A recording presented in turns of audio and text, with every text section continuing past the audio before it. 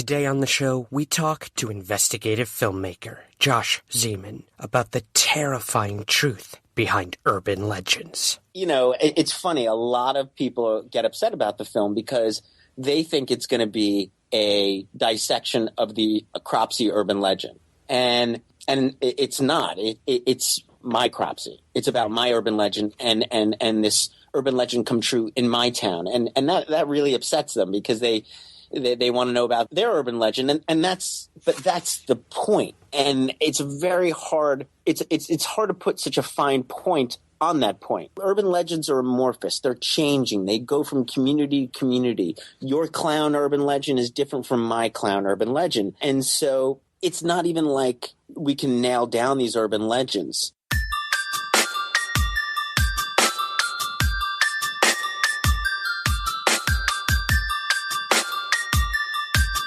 This is Somewhere in the Skies with Ryan Sprague.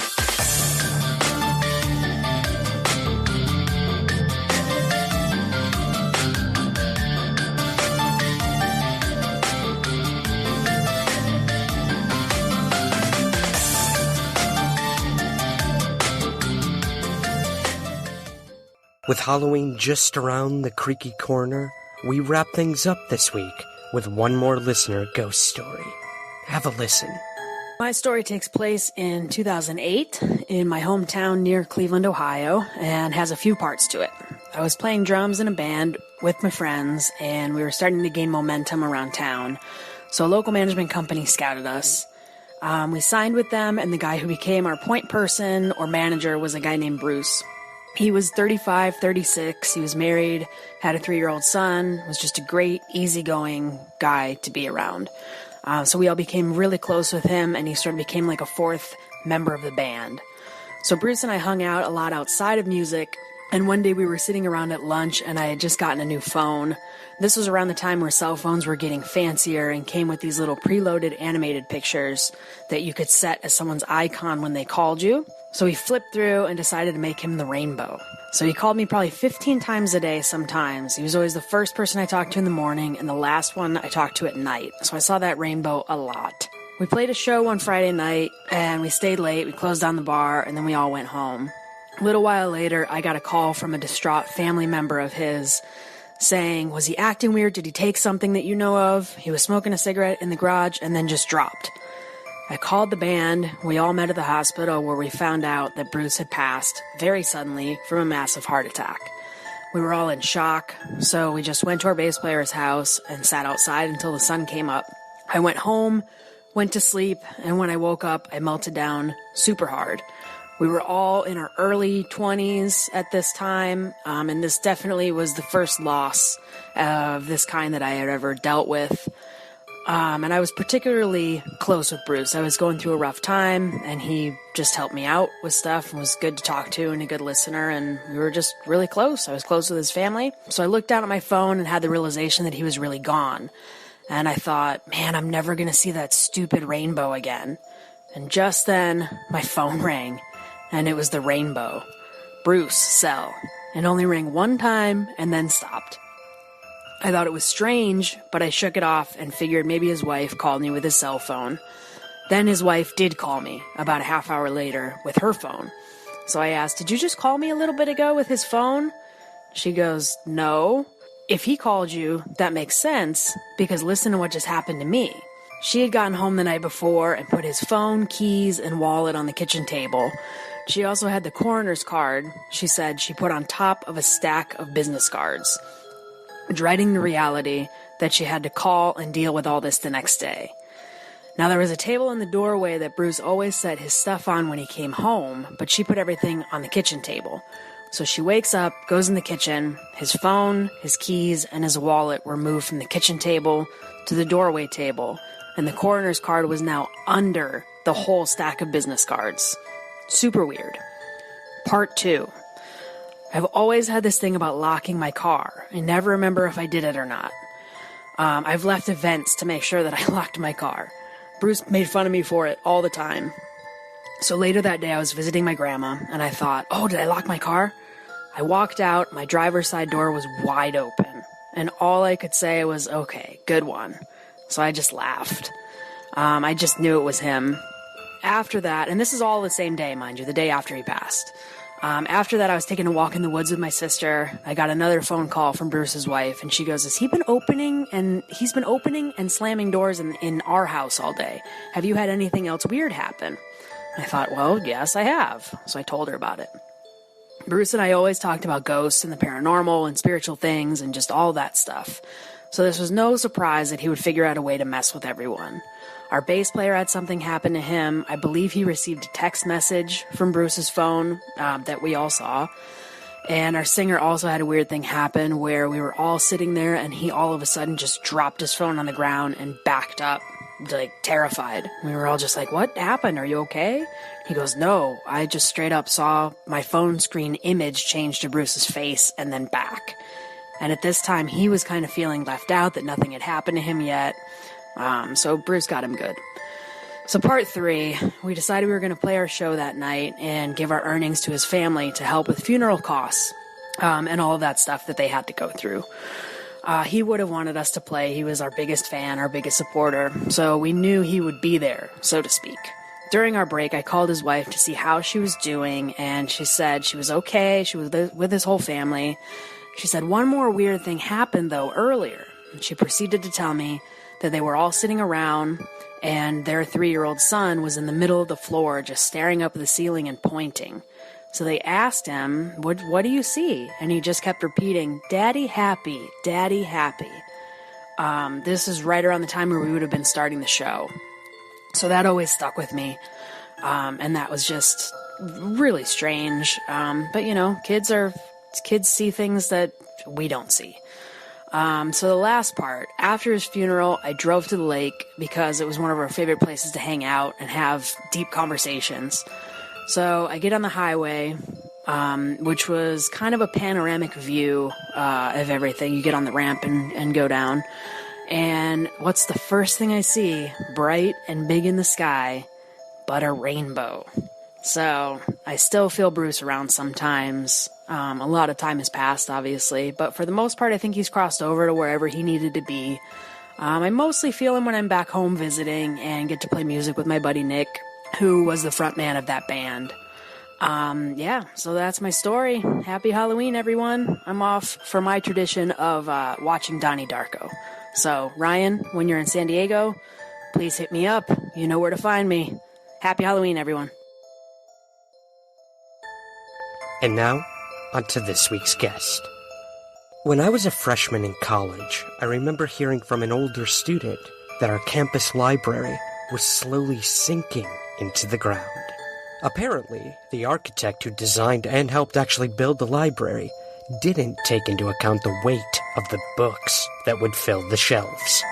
So, I would walk by the library every day on my way to class, and I'd take a look, convincing myself that it had sunk just a tiny bit each day. I went on thinking this my entire collegiate career. A few years later, I mentioned this to a friend at a bar in New York City, and as I told it, he laughed. I figured it was because of how stupid the architect was. But no, he was laughing because he'd been told the same thing about the library at his college as well. In fact, we asked several others at the bar, including the bartender, and at least 3 other people claimed that their libraries at their schools were sinking slowly into the ground. And this was the first time I'd ever truly fell victim to an urban legend. But it was a moment I would never forget. That feeling that my college, my connection to this story was special. But it wasn't. And that is the power of the urban legend.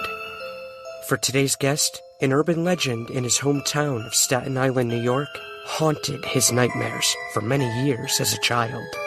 If you stayed out too late or snuck into the woods of this New York City borough, Cropsey, a crazed killer, would snatch you up and you'd meet your doom. And while this creepy story sometimes kept children tucked snugly and safely at home, it made others venture out to search for Cropsey. And one of those children was Josh Zeman. And as he grew up, he realized that the urban legend eerily mirrored a tragic string of events that plagued Staten Island. someone was actually kidnapping and killing children in the town. As the suspects narrowed, Josh made a terrifying connection and conclusion between the actual murders and the urban legend he'd grown up hearing. This led him to investigate other urban legends throughout the U.S., including the man with the hook for a hand, the stranger in the house, killing children with Halloween candy, and even the creepy clown phenomenon. Where did the legend begin and reality end? Which came first? Is fact more terrifying than fiction? We discuss this and so much more right now with investigative filmmaker Josh.Zeman. So I came across your work one day when I tripped upon your first documentary, Cropsey, on Netflix, and I thought this sounds pretty interesting. I've never really seen someone investigate urban legends before, and right off the bat, I was completely consumed by this story, and sort of just manifested into your hometown, and then became all too real. So I guess for those who may not be familiar with your work, could you sort of give us a little origin story of how Cropsey came to be? Yeah, I was growing up in Staten Island in the 1980s. There was always these urban legends about the escaped mental patient who lived in what was called the Willowbrook Mental Institution, which was this kind of notorious snake pit mental institution, which was abandoned in the middle of our forgotten borough of Staten Island. And, you know, we were, as teenagers, you always go keg parties, do whatever, hang out. And, you know, there was this urban legend about Cropsey, this escaped mental patient, and how he would come and snatch you if you went and hung out there. And we really didn't think anything about it until a little girl with Down syndrome disappeared from the neighborhood. And after one of the largest civilian manhunts in New York City history, they found her body buried on the grounds of that same mental institution.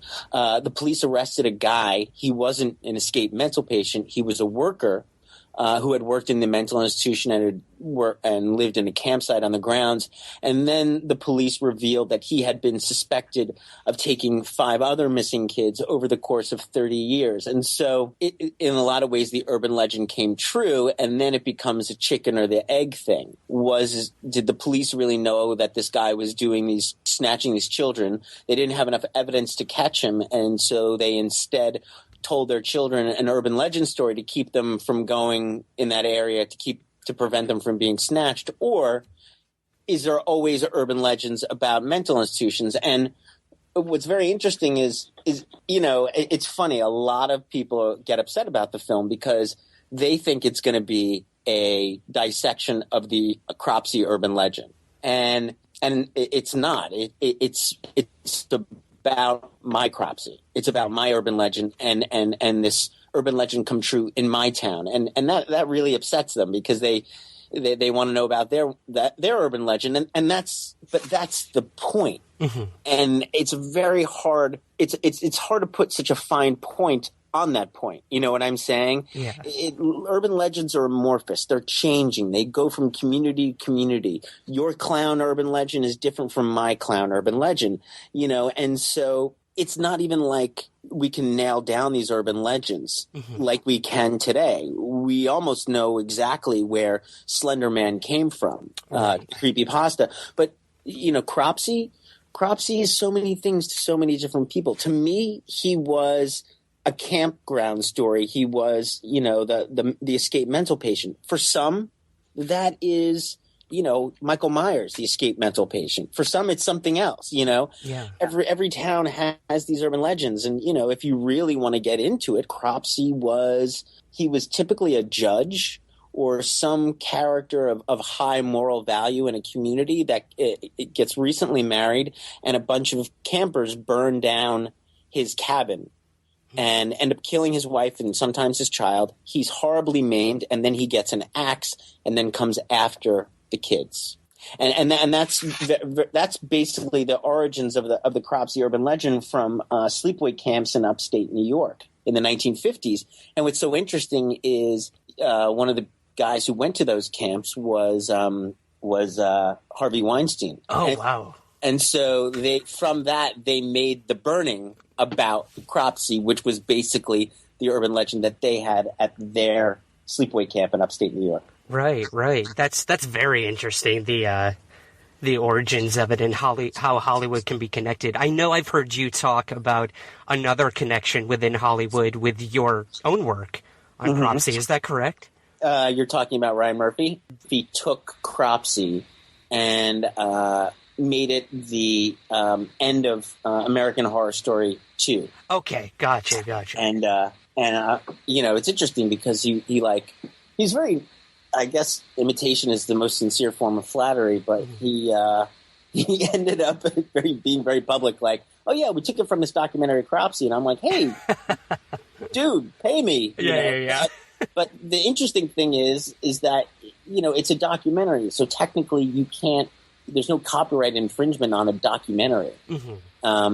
But, had anybody ever taken that Geraldo footage before and cast that story, reframed what was a social justice story for Geraldo Rivera back in the 1970s and reframed it as a horror story. And that's what I brought to the table, and that's what I took umbrage with in terms of what he then used. But And I mean, you do touch very closely on societal issues within Cropsey and your follow-up to Cropsey as well. I kind of want to tap into that, Josh, about Staten Island itself. Like you said earlier, it's sort of the forgotten borough of New York City, a dumping ground of sorts, in that it's an underbelly of where you grew up, and it played such a big role throughout the film.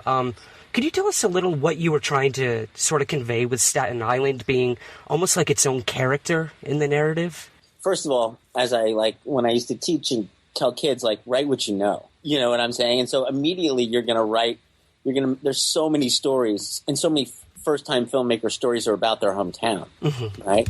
And so that was important. And I guess, it was just this fascinating history to this forgotten borough, and one with an obvious chip on its shoulder. And more I dug into this story, the more and more I realized it played into the people, because it starts first with the people. Why would people believe the story? Why would people bite so hard into the satanic narrative? And it was like, well, one interesting thing we found out was a lot of people, when the Verrazano Bridge was built in the 1970s, a lot of people came over from Brooklyn, right? Yeah. They suddenly had a house, they had a yard, they had this great place, because before, when you grew up in the city and there was like a piece of woods or abandoned place, that was like a lot. That was like a lot that nobody went to. And only bad things happened in those lots. You got beat up if you used it as a walkway to school. People got dragged and raped there. Maybe you would find a body there. Maybe there would be abandoned cars. People would go shoot up there. So when you live in an urban community, abandoned areas or patches of greenery and stuff, only bad things happen there. And then all these people moved to Staten Island, and then they were like, oh, look, there's this whole, it's called the Greenbelt. There's this whole forests, and people were apprehensive about these big, large forests, especially when you're in the city. City folk, the city folk are always nervous about the forest, and so they were always nervous about it. And then suddenly, when they peered through the branches, they found in the middle this abandoned mental institution. In fact, and it wasn't just that; it was Seaview, an abandoned sanitarium. There were all these abandoned buildings, and that's scary. But then, oh my God, they're finding dead bodies in this abandoned thing. So it was very much, about how people reacted, and it's very much about urban politics. But it was very much about Staten Island as this forgotten borough and this dumping ground. I mean, how could you not, when your hometown is known for having the largest garbage dump in the world? You know what I'm saying? Yeah.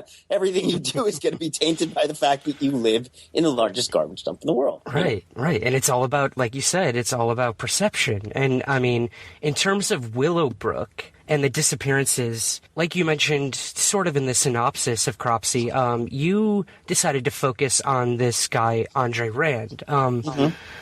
Could you tell us a little about how that came to be and sort of what the dichotomy was between what the community considered true and what the actual trial of this Andre Rand guy, what it brought forth? That's a great question. Originally, I wanted to make Paradise Lost, the documentary by Joe Berlinger. And to me, that was the moment I saw that opening sequence with Metallica Sanitarium, I was I was in hook, line, and sinker. This was the teenage angst that I was feeling.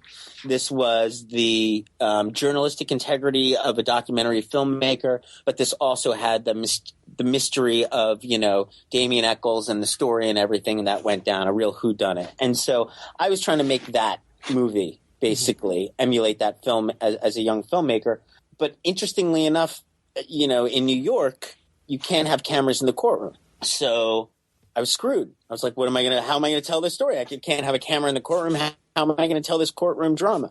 And so we decided to, and this was a trial that came about in the 90s for a crime that happened 20 years earlier, right? So that brings something up. There's a lot of like false memory, and there's a lot of like, I remember when, and what that means, And so we decided, because we couldn't get in there, we decided to go out into the community and basically talk to the people and hear their stories. And what we realized was the fiction of the case was so much more interesting than the facts.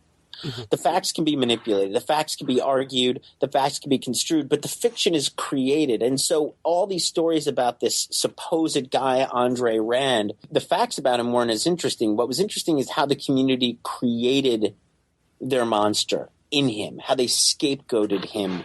He may or may not have done it. I think he did some things. I don't know if he did everything that they said he did, but he became their boogeyman. And the question is, why do communities create monsters? Mm-hmm. Why did they create scapegoats? And especially crimes against children.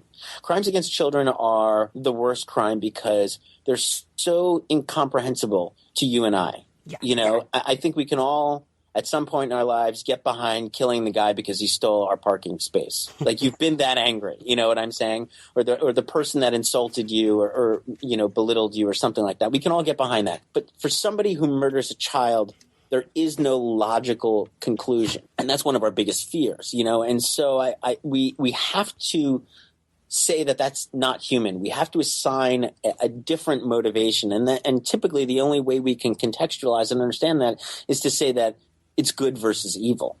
And even more so in this case, that was only heightened when at least in Jennifer's case, he killed a child with Down syndrome, because Down syndrome children, supposedly, the legend goes, is they have no ill will thought at all.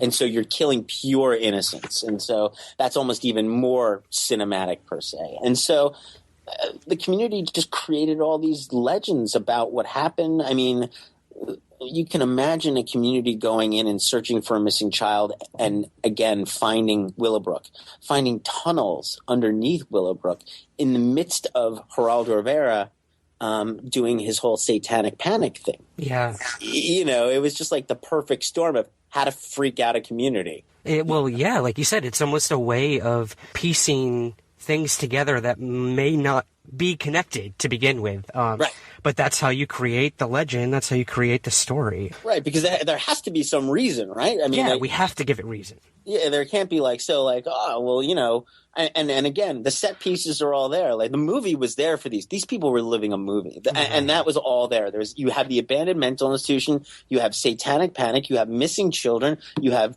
drooling guys like Andre Rand, you have mental patients who are still returning to the community and kind of hanging out there. Mm-hmm. You've got tunnels, you've got cops. I mean, it's again, it was all there for the connecting, and that's exactly what happened. And so juxtaposing that versus the reality of the trial was just so interesting, and none of it mattered. If you watch the film and you listen, the people were all coached in the same way too. They all say, "Oh, I had to do what I had to do," Yeah. Some people who testified against him. Oh, he looked crazy. He sounded crazy.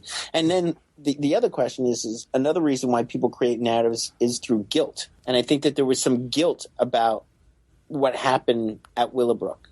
Absolutely, throughout the entire town, I would assume. And it's like, oh, how could we let all this happen here? Or so what I learned from the urban legends experts is, like, people like to create scapegoats to cathartically exercise their own guilt. And in Staten Island, that was status anxiety, moving from Brooklyn, lower middle class to now middle class. It was all these interesting things. Yeah, and I mean, you've mentioned on occasion that sometimes these acts of violence and murder, they occur and they're so unbelievable, so incomprehensible that we have to create a story around it. We have to create some sort of reality to propel that unbelievable act of aggression. And I find that very interesting. I mean, one of the most, I'd say, chilling moments in the film came when you interviewed one of Rand's past acquaintances, and he said you could hold up a photo of this guy and he could either be quote unquote a murderer or quote unquote he could have saved children from a burning building. And it's really a huge game of perception, stories, opinions. And I guess my next question would be, in terms of Cropsey, like, how did you try to differentiate and paint a true picture of Rand? I guess to do that is to try and understand his history. The best way to paint the truest pictures is to understand the motivations, right? Yeah. And so speaking to his family, trying to understand his family, and that was what opened up a lot of doors of understanding. Like when we went back and we said, well, who is this guy? Because, people don't just, pop into the world as drifters living in the woods. You know what I'm saying? So, and I think that's the narrative that everybody else got. Drifter. And so we're like, okay, so who is this guy? And then when you realize, well, his mother was in a mental institution at Pilgrim State, which is very much the same type of mental institution, the same physical layout, especially in his formative years, that he would go visit her in Pilgrim State, you start to understand the motivations, like why he would want to be at Willowbrook. It was comfortable for him. Maybe it was a way for him to reconcile his own family's issues. And then it starts to create a much more complex picture, one that I find so much more interesting, but one that breaks out of the simple narrative. Yeah. That the community has created. Then he's no longer just an evil boogeyman, or he's not a devil worshiper. Then he's a guy with mental disabilities or some kind of his own mental schizophrenia or what have you. It becomes a much more complex picture, one in which, by the way, how we deal with the mentally ill becomes even more important. And people don't like they don't like really, really complex puzzles because it's too hard to figure out, and it's not a clear enough end. Yeah. We have to put a face to it always. Yeah. I guess, sort of closing in on Cropsey, Josh, have there been any updates on the Rand case, or have you noticed, I don't want to focus too much on him because that's not necessarily what the film is about, but have you noticed the urban legend changing at all since he's been imprisoned? The interesting thing is that nobody had talked about, when we were young, we all talked about this guy Rand and did he ever take those kids? And we all talked about Cropsey, the urban legend. We had never kind of tied it together in the way that we had, and never then represented that. So I think what happened was we took two different chapters and we tied them into one.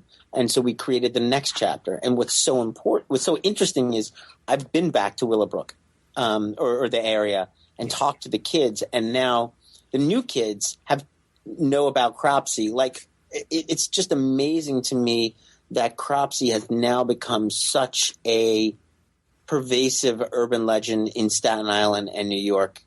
It's everywhere, and so much so that like last year there was a haunted house about urban legends of New York City, and Cropsey was one of the characters. Oh, wow. And it makes me laugh only because like this was never, it's almost like Slender Man. Yeah. If you hit it at the right time, with the right story and the right amount of truth, it's gonna take. And that's what makes urban legends go.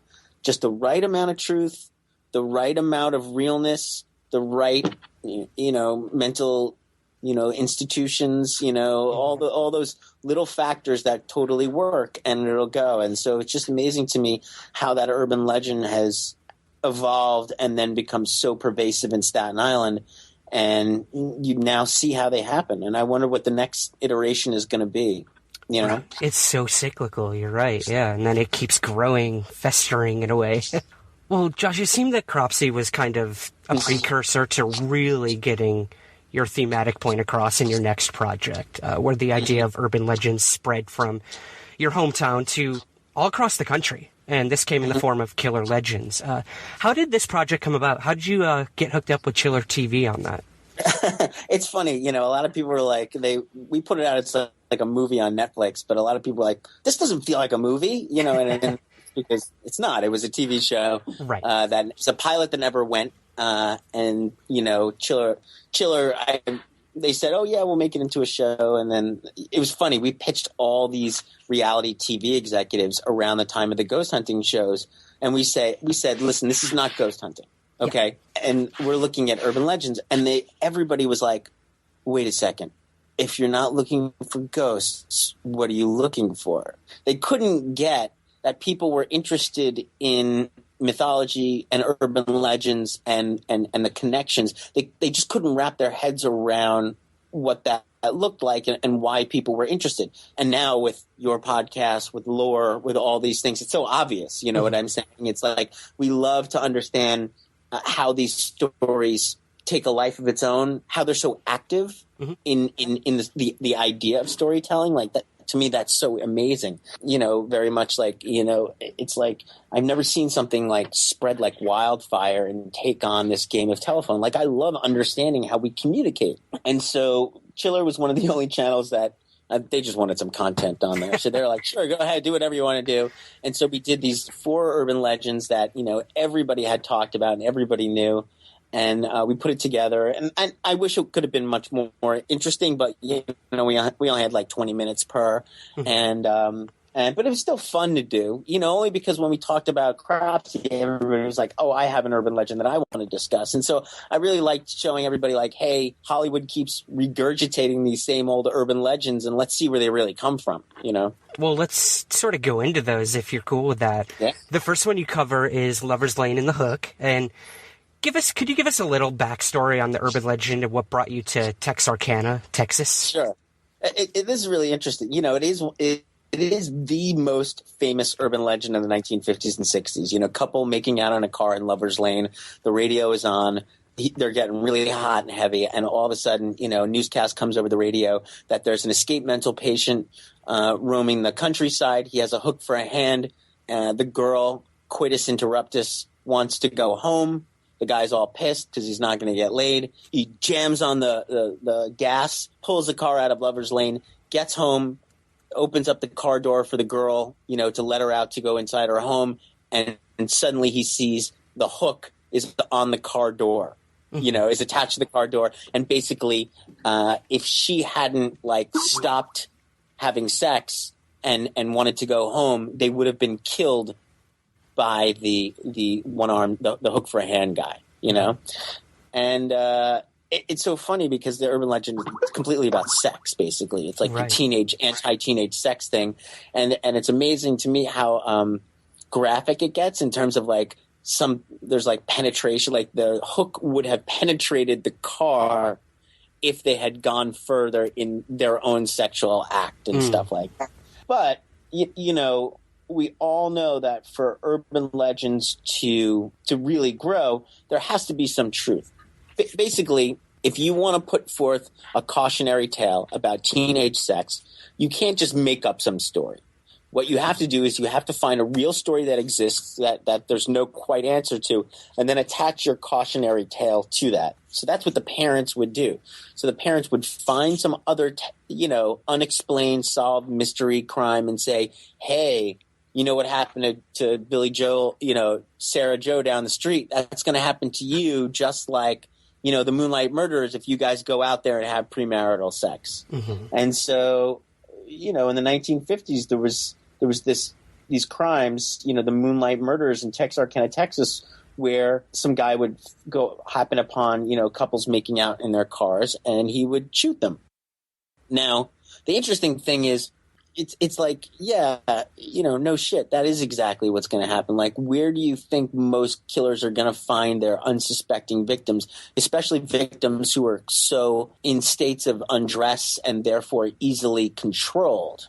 You know what I'm saying? Yeah. So, of course, it makes sense that killers are going to go to lovers' lanes areas. There's typically some sexual component to it, so they're going to they love that part about it. And the guy's got his pants around his ankles, so of course he's going to be listening. Right. He's not going to be hyper aware. And so it just makes complete sense that would happen. But there's numerous people who say it could have been the hook for a hand came from the Texarkana, Texas murders.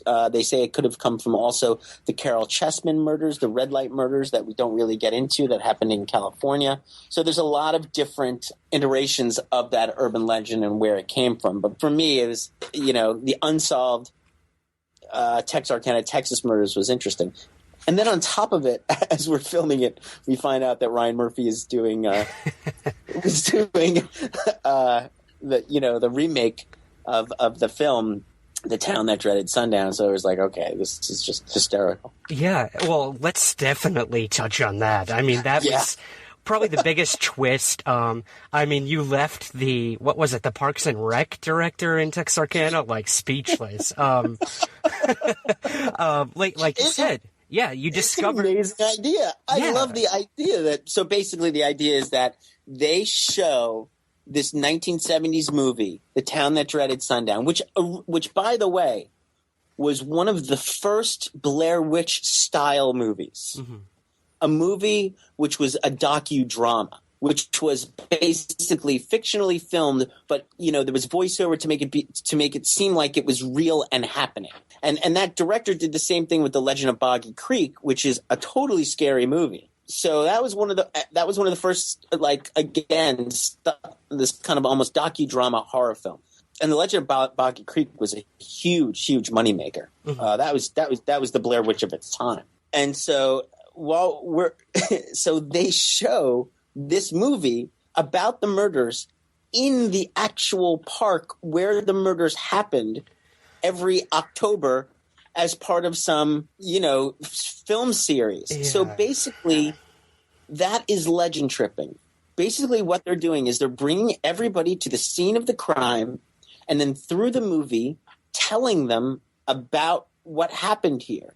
Mm-hmm. And that is what folklorists call legend tripping, where you go to the haunted house in your neighborhood and some guy's like, yeah, you know what happened right here, 5 people were killed, so you go there as teenagers and you kind of test your own strength, you test your own courage, or you go there with a girl and, you try and quote unquote scare the pants off her.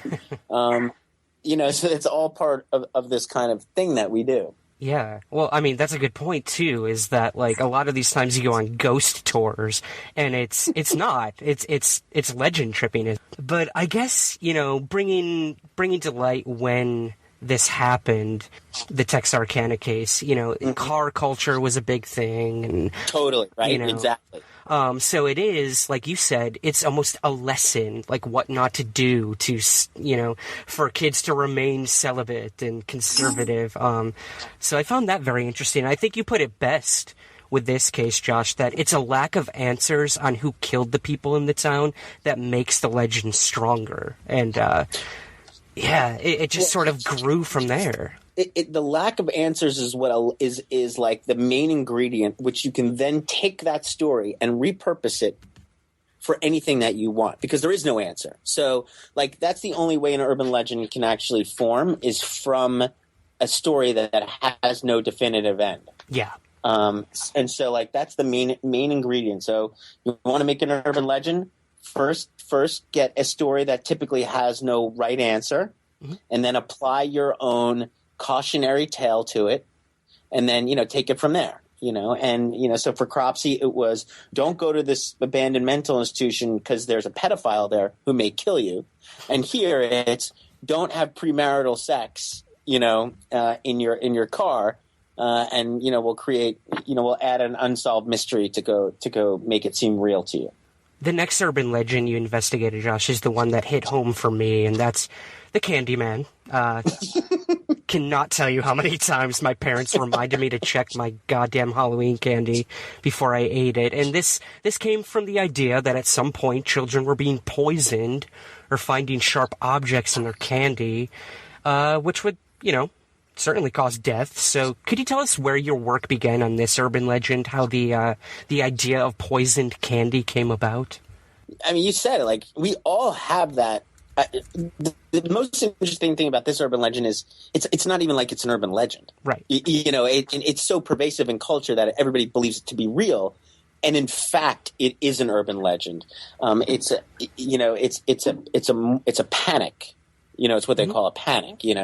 And so and there's this guy Joel Best who we interview, and he's hysterical. He writes every year. He writes the same article that it never happens, but people still do it anyway. So it's almost that it's gone the other way. He can't convince people that it's an urban legend. And so, but the amazing thing about it is what's called ostension, which is enacting something and it actually happening. So, for example, in this case, and I guess we could give it away or we cannot, but in this case, there was never any true stories of anybody actually dying from tainted candy, except in this one case in Houston, Texas, where this kid did die from a cyanide-laced pixie stick. And the only reason he died is because his dad poisoned him for insurance money. And what was so interesting is when, they brought the dad in for questioning, he goes, well, someone must have murdered him. It happens all the time. And the police are like, actually, it doesn't. It's an urban legend, and you bought into the urban legend, and you're busted. So basically, the urban legend became real, ostension, because some guy believed it and therefore did it. And then when people say, well, has anybody ever been killed? It's like, yes, actually, somebody has now been killed by tainted candy, but he only believed it because it was an urban legend. You know what I'm saying? Yeah. It's snake eating the tail. Exactly. And I mean, in that tragic, extremely disturbing killing, he was ostensibly the man who killed Halloween. He was the man who killed Halloween. Yeah, he was the Candyman. Yeah, they called him Candyman. And so the most interesting to me is what people talk about is he wasn't even the only Candyman in Houston. Mm-hmm. There was a serial killer named Dean Corll who was also the Candyman. And so there's two Candymans in Houston. It just goes to show, Josh, that the actual crime, again, can be so much more horrific than the actual urban legend. Right. Yeah. Right. A guy killing his own kid. I mean, how do you even talk about that? You don't. That's horrific. And so maybe people did believe in the urban legend of, by the way, that this person is called the Halloween sadist. That's the person who theoretically puts pins in candy. And there's when we did that, we did a chick tracks. Yeah. The guy who creates all those, he's one of the main guys who talks about these Halloween sadists, these devil worshippers who put stuff in people's candy. Mm-hmm. It's amazing, how they regurgitate these old kind of urban legends, to kind of use them. And that's the Halloween sadist. But of course, the only real case where it ever happened was a very church-going man who professed to, who very church-going, by the way, who killed his own kid. And was not a stranger, obviously, which we'll touch on in one of your later urban legends. The next one, Josh, comes in the form of the babysitter and the man upstairs. We've seen this so many times in horror movies. Yeah, but it's a trope, and it works. It increases suspense, and one would think it would be easy to find actual cases of this since we've seen it so many goddamn times.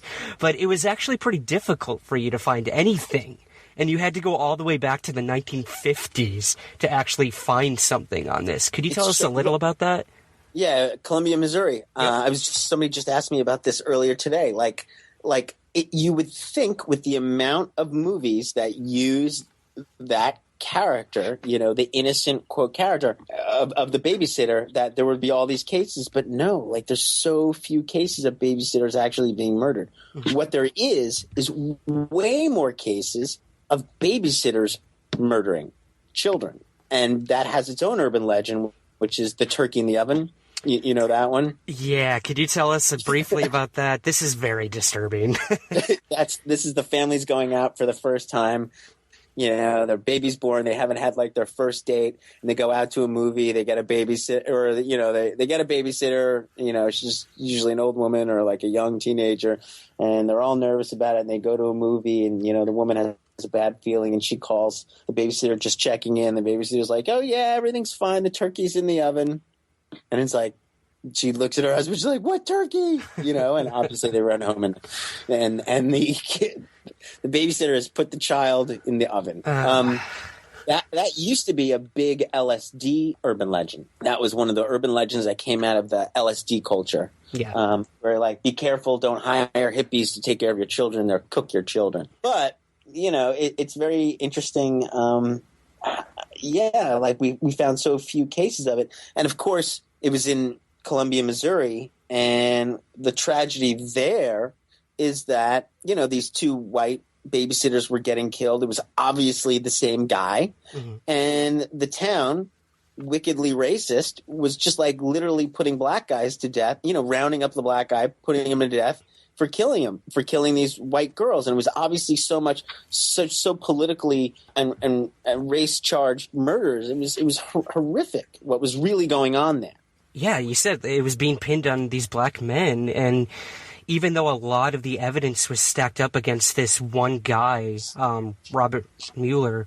It seems just so ridiculous that he was never indicted for these crimes. These discoveries were much more interesting than the urban legend itself, it would seem. And we couldn't believe it, you know. And then it was like, wait a second, you know. And then, you know, there was always this tinge of it was a very racially divided town. You know, we had found out. And then I don't know if you heard last year or what, it was much more recently that there was a huge firing of the dean of Mizzou where they had all those race issues. So wow. I was just like, oh my God, like we had just discussed all that, you know, in this urban legend. And here it is coming out to play, you know, in the whole culture of this college campus. And this happened like all literally within blocks of the college campus. So it's just very interesting. Interesting. It seems like there's little, I guess, social fear of strangers actually killing the babysitters, but this small town created the fear by formulating a racial issue around it. Right. And that's just another thing, right? You know, the fear of the black man, you know? Exactly. But the interesting thing was it was also like the whole thing about like, did you check the children? Did you check the children? First of all, When a Stranger Calls was the first time a film used an actual like urban legend from like almost beginning to end, you know? And so that was very interesting. But by the way, the cautionary tale here is that women shouldn't seek employment outside of their womanly duties, raising children. So the moment that you do that, you leave your home and go like get employment other place else. Look what happens. The children die. Mm-hmm. So it's really about the subjugation. The urban legend itself is about the subjugation of women. Yeah, exactly. And we see that so many times in horror movies, you know, in terms of celibacy or purity, as it were. And it touches on many gender issues. Which brings us back to Scream, which basically, in a lot of ways, is a very irreverent, self-referential horror film that knows the tropes of these urban legends and then talks about them, you know, where the character talks about, you know, oh, look, it's the celibate, you know, babysitter. You know, she's obviously not going to get killed where the slut babysitter is going to get killed. It's referential. Like they know that that's happening. But I think, you know, they kind of just make fun of it. But I think it's the history and the cautionary tales and the lessons to be learned behind these horror stories. There's so much you can learn about them. You know, there's so much that's being said and there's so much manipulation that's going on, which I find to be the most interesting thing. Absolutely. And that manipulation only continues in the last urban legend that you covered, killer clowns. Yeah.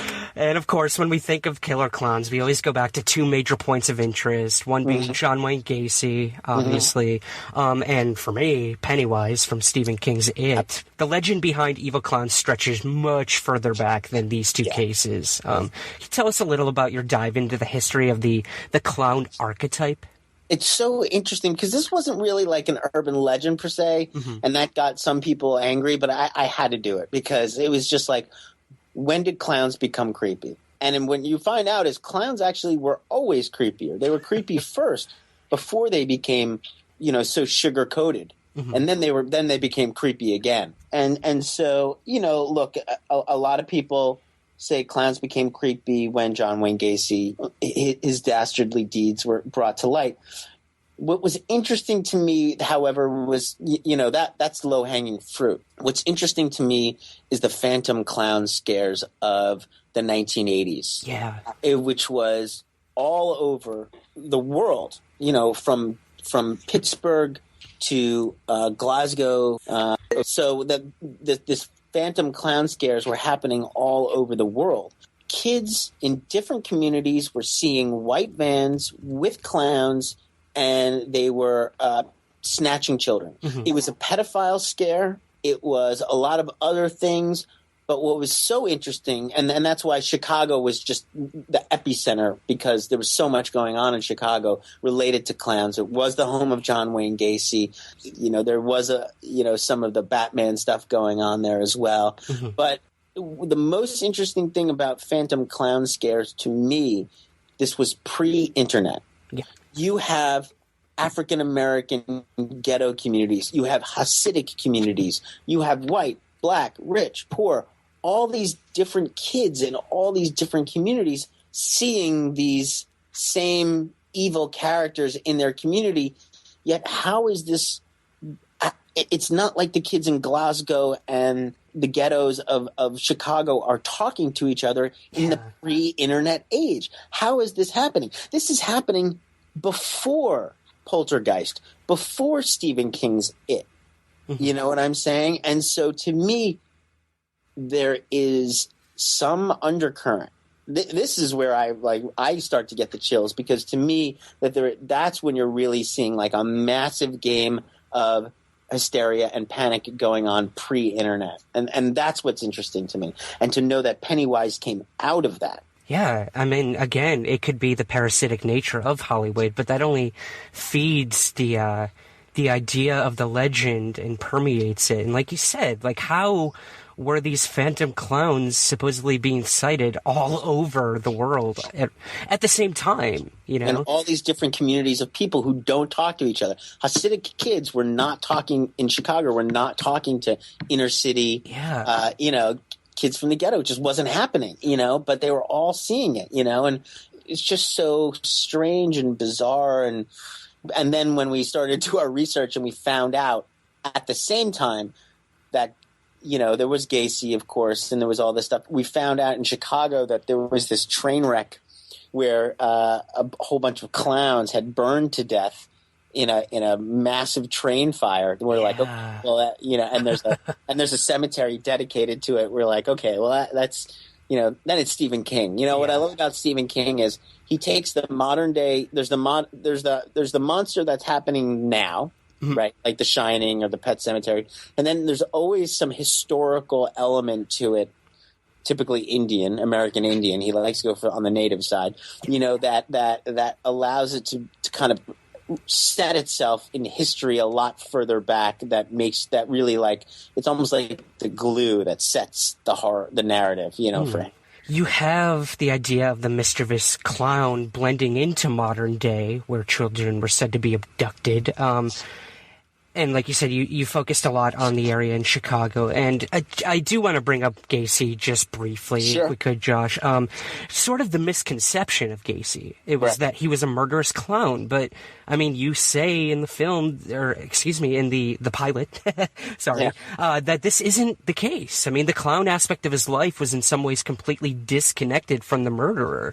Could you tell us a little about that and like what the clown side of Gacy might represent? It's very interesting, right? Because all the films now show like if you're going to do like a Gacy film, or like 10 years ago, they're always like Gacy dressed in a clown outfit holding a knife, you know? Yeah. And that's not really what it was. He was a guy who wore a lot of different masks. What I like when we're making the film, this is what's great about making these movies. Like, we didn't just go to Gacy's house. We didn't just do that. We went to the park where Gacy would dress up as a police officer and arrest, kids who were, prostituting themselves for chicken hawks, So, like, as much as he was a clown, he was also a cop with a pair of handcuffs that would go around busting kids, who are trying to, prostitute themselves. So we don't talk about that side of the Gacy mask, but we should, because he used that as well. Right. But it's just about the idea that, we have a lot of internal masks that we wear. And that's what I love about Bill Ellis, because then he takes it and brings it to the present day, which is the idea of chaos. And the clown is the jester. The clown is the yin to our yang. He is the chaos character that exists in all of us. The character I think that Heath Ledger encapsulates so much, or Chris Nolan does in Batman, and a lot of the things that he says, I'm chaos, really ring true when you get into the archetypes of the evil clown character. And then when you have James Holmes, in the Aurora shootings, kind of enacting that chaos, you really start to see the chickens coming home to roost, and you really start to see how people buy into the archetype. And, he wanted to enact the same chaos that was being talked about in that film, and the clown is always there. Mm-hmm. It's sometimes mental illness brings the clown up a lot more. You know what I'm saying? You don't have the id or the ego or whatever it is to kind of keep the devil on your shoulder, but he's there all the time. He exists. We struggle with those masks at a constant rate, especially in a digital age where we're represented in avatar form on all these social networks. Totally. You know what I mean? I mean, we have these filtered versions you're absolutely correct. Of our own lives. Yeah, please elaborate. No, I mean, you're absolutely correct. We're way more into cosplay than we've ever been. We allow ourselves the freedom to put on those masks more than we ever have. It's accepted. Ready Player One, whatever it is, these avatars that we have. And so it's a lot easier to slip into worlds and do things that we wouldn't do. I mean, there's a reason why, Eyes Wide Shut, they have all those sexual escapades wearing masks. You know what I'm saying? Once you put on the mask, you can be a lot more. Dude, this goes back to superhero culture. Mm-hmm. This goes back to erotica. This goes back to all these things. If you could put on the mask, you can be that other person a lot easier. It's absolutely captivating, Josh. And in terms of like what we do, we cover some pretty fringe topics. I deal a lot with people who claim to have encountered possible non-human entities. I mean, let's be honest, aliens. Every story seems to have the same prototypical timeline of events, And I constantly find myself miffed about if this all stems from a cultural narrative or if it actually happened or if it's both. I don't pretend to have any answers. I'm in no place to do that. But do you think people like to adopt these sort of stories, these prototypes, as something of their own? Is it a pride thing? Do they want to be noticed? What do you think's going on there in terms of possibly the paranormal? But if we don't want to go that far, we can. I mean, look, I don't consider myself like a mythbuster per se, yeah. but ego. Yeah, absolutely. I was the one to see the ghost. The ghost showed himself to me. Right. Is that there? Absolutely. And that also plays in kind of a Salem witch trial itself. How much was the Salem witch trials like Heather's? How much was it a popularity contest? I saw the devil. But then I did a movie as a producer called Mysterious Skin, and one of the things in Mysterious Skin is his character Brady Corbet. He was molested by his baseball coach, but, he thinks he was abducted by aliens. And so, there's one reason why so many of the alien abduction stories have a sexual penetration thing going on as well. Again, we create stories to deal with events that we can't understand or don't want to understand because they make no sense. Mm-hmm. Why would a baseball coach, some guy I trust, molest me? So instead, I was abducted by aliens because we don't know the motives of an alien. That's just how it happens. It happens for so many reasons. One of the urban legends, actually, that we do plan on trying to do another round of killer legends, by the way. That was going to be my next question. We do plan on doing that. We've been going back and pitching that, to do it on a better channel and to find, the right place, whether that's Netflix. And so, guys, if you're out there and you want more, please let us know. And one of the ones we want to talk about is the Betty and Barney Hill. Oh, awesome. Because listen, there's a lot of people who have a lot of different reasons why they might say that they were abducted by aliens, right? And there's some people who Have you seen, by the way, Mirage Men? Absolutely. Great movie, Mark right? Pickleton, yeah. I just watched it the other day. It's funny you mentioned that. So good. Amazing, yeah. So and good. Creating a myth around so many years of storytelling. And creating a myth out of disinformation in an effort to feed more disinformation. It's brilliant. You know what I'm saying? Like that. So that is like, who knows why some of these things happen? Like, who knows why people, there's so many different reasons to feed the mythology that it's so hard to, get an answer for all of them. Like, maybe Whitley Strieber was abducted. Maybe something did happen, but maybe, something else happened. But, what I love about Betty and Barney Hill was these were two extremely upstanding individuals. Mm-hmm. They would have no reason to lie. You know what I'm saying? Especially as an interracial couple at the time, so much. Totally. Like, dude, the last thing you want to do is draw attention to yourselves. However, but let's really get into it. Really, what was, you know what I'm saying? Like, do you have any ideas? It's such a pivotal case in terms of quote unquote the UFO field, and there's been so much contention with it. In terms of my personal beliefs, I don't know. I honestly don't know, and I'm not afraid to say that. I firmly believe something happened to them. A lot of people think it may have been the military. Mm-hmm. So again, right there, if the military was somehow involved in this quote unquote abduction, if the Hills are going out and saying it was aliens, done. Your disinformation has been planted immediately. Yeah, I have to say Mirage Men really opened my eyes to how journalists could be manipulated into, retelling and regurgitating those stories over and over again. And I know a lot of our more believers will hate us promoting this film Mirage Men, but it is. It's absolutely eye-opening. You have a guy who works for the CIA saying that is what we did. Yeah, exactly. Richard Doty, and for all his... that's he says. We deliberately spread misinformation because we didn't want people to know about things like stealth bombers. Right. So if somebody said something, we told them it was an alien ship. Right. That's what you do.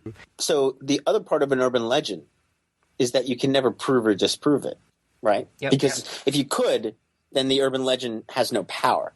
And so the inability to the fact that you can't do it is what makes it work. And the same thing with aliens. Once you throw in the disinformation, there's always an answer. You know what I'm saying? And there's never a right answer. And that seed was sort of planted early on with the first case of Roswell in 1947, which started immediately with possibly a lie, but we don't know, and it goes from there.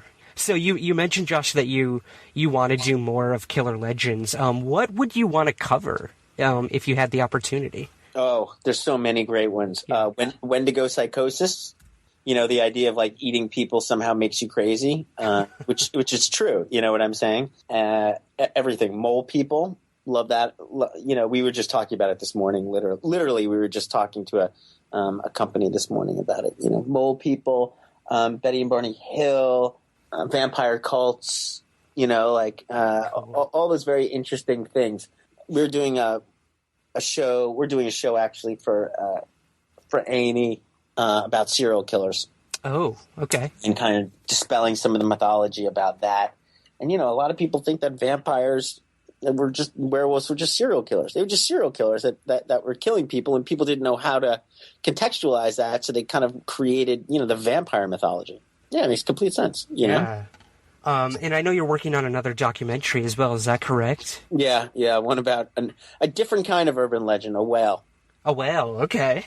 Yeah, that's my lovable.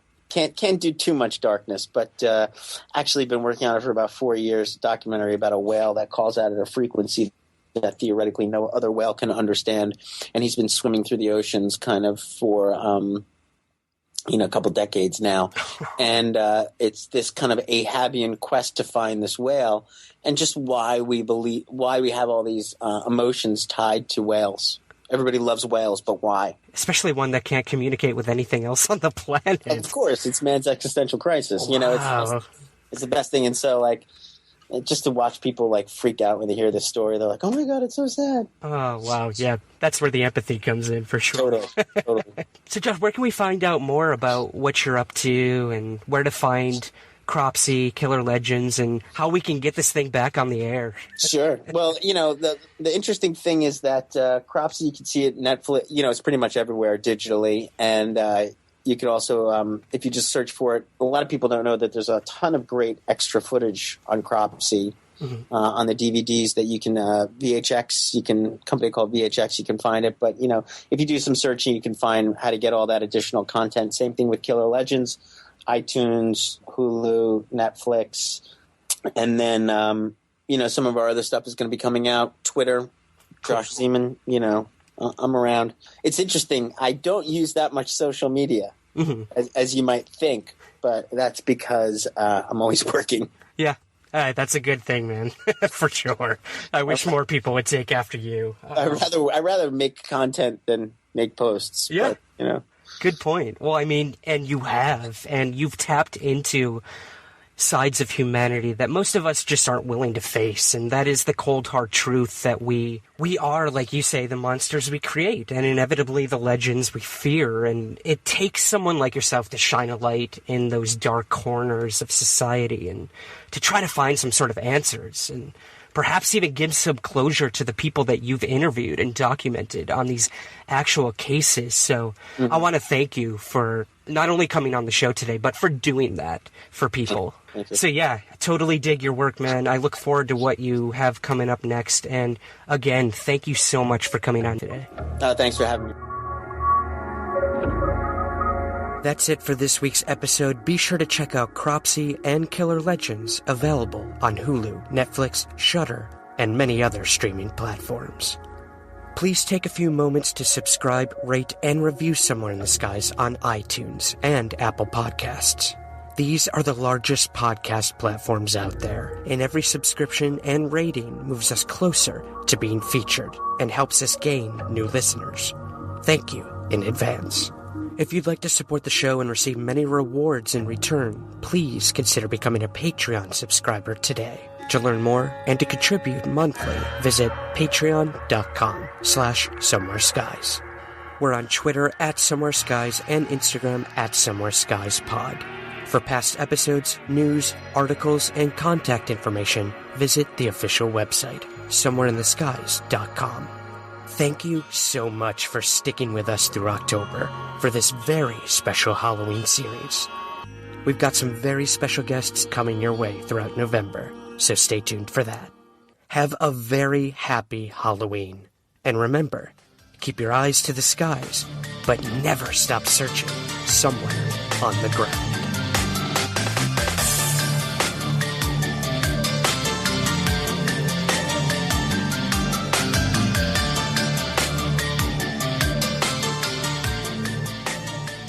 The Somewhere in the Skies podcast is part of the Lionsgate Sound Network. Please take a moment to rate and review the show on Apple Podcasts, Spotify, or wherever possible. Thank you for listening.